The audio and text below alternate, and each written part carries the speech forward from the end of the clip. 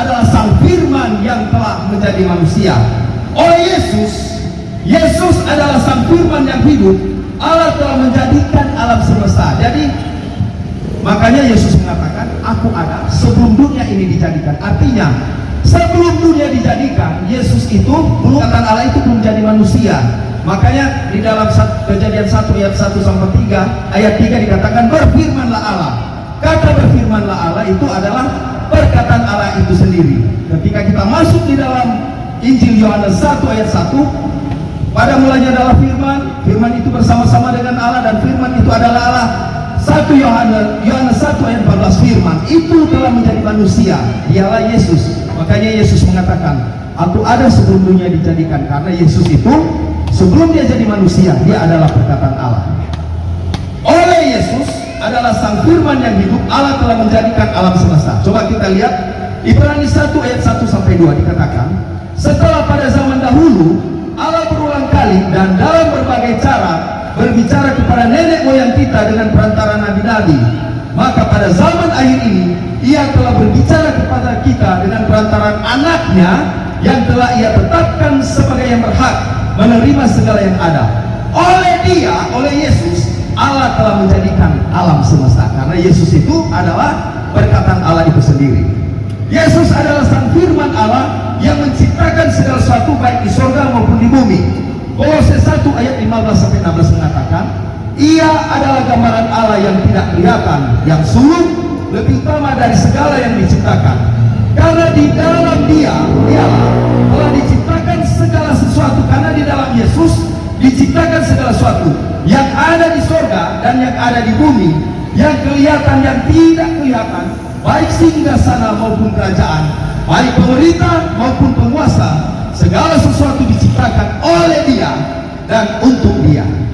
Nah sekarang dikatakan Yesus memiliki kuasa atas segala yang hidup.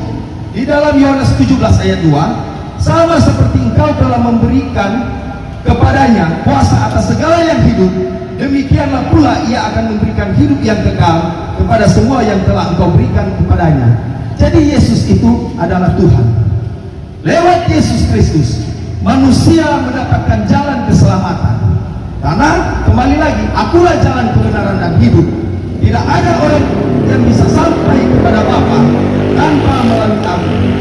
Sekarang jadi pertanyaan, di mana kira-kira Yesus sebagai Tuhan? Banyak orang bertanya, bahkan di media sosial YouTube. Coba kau buktikan, di manakah dalam Alkitab mengatakan Yesus adalah Tuhan? Yesus mengatakan, akulah Tuhan, akulah Allah, sembahlah aku. Banyak orang bertanya begitu. Oke, kita lihat.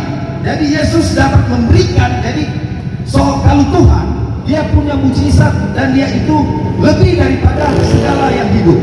Nah, di sini Yesus dapat memberikan nyawanya dan mengambilnya kembali. Yohanes 10 ayat 17-18 mengatakan, Bapa mengasihi aku, oleh karena aku memberikan nyawaku untuk menerimanya kembali.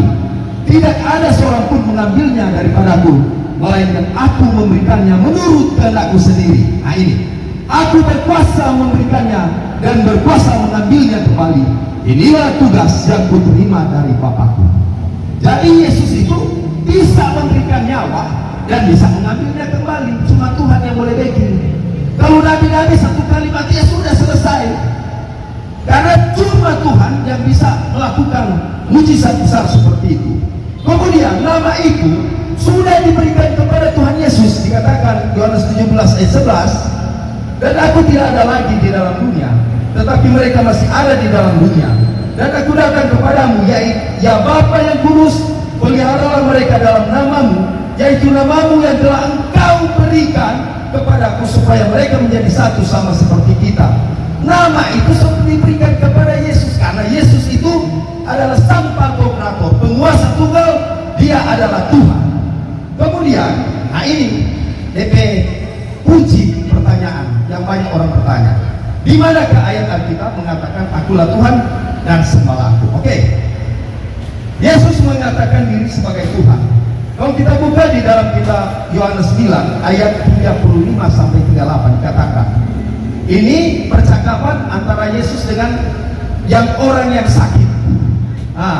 Dia ini mengalami sakit, tetapi dia mengalami kuasa kesembuhan. Di dalam Yohanes 9 ayat 35 sampai 38, sesudah dia mengalami kesembuhan, nah ini Yesus mendengar bahwa ia telah diusir keluar oleh mereka. Kemudian dia bertemu dengan dia dan berkata, ini bertemu dengan orang yang sakit ini, percayakah engkau kepada Anak Manusia? Apa jawab orang ini? Jawabnya, siapakah dia Tuhan? Kata Tuhan itu dalam bahasa itu disebut Adonai.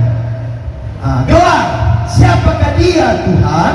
Oke, supaya aku percaya kepadanya. Apa kata Yesus? Kata Yesus kepadanya, engkau bukan saja melihat dia, tetapi dia yang sedang berkata-kata dengan engkau, dialah itu, dialah Yesus adalah Tuhan. Itu dia jawab. Kemudian saudara, katanya, aku percaya Tuhan, bukan Tuhan, Tuhan. Lalu ia sujud menyembah. Nah itu, orang jangan ragukan, karena Tuhan Tuhan ini luar biasa. Tidak akan ada keselamatan lain. Mengapa Allah mengutus anaknya yang tunggal, Sang Firman menjadi manusia, agar supaya manusia itu memperoleh hidup yang kekal. Ketika Tuhan Yesus mati di kayu salib, mengorbankan diri, mati untuk kita, dia mengatakan tetelestai, sudah selesai. Sudah tidak ada kitab suci lagi, sudah tidak ada nabi lagi, dan keselamatan tertuju pada Tuhan Yesus. Hanya Yesus satu-satunya jalan keselamatan itu. Kemudian Yesus adalah Raja di atas segala raja, Tuhan di atas segala Tuhan. Wahyu 19 ayat 16 mengatakan, dan pada jubahnya dan pahanya tertulis suatu nama, yaitu Raja segala raja dan Tuhan di atas segala Tuhan.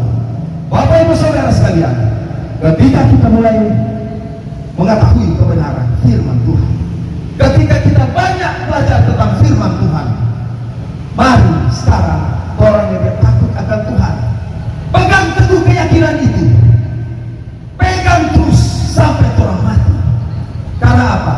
Rugi ketika orang soal menerima keselamatan, tetapi orang sendiri tidak mengerti, memahami tentang firman itu.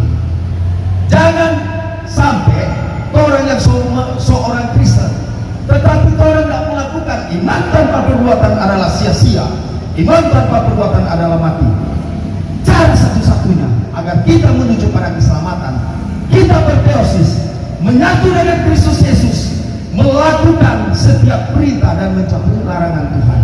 Semoga kita semua senantiasa diberkati oleh Tuhan kita Yesus Kristus. Immanuel, Allah beserta.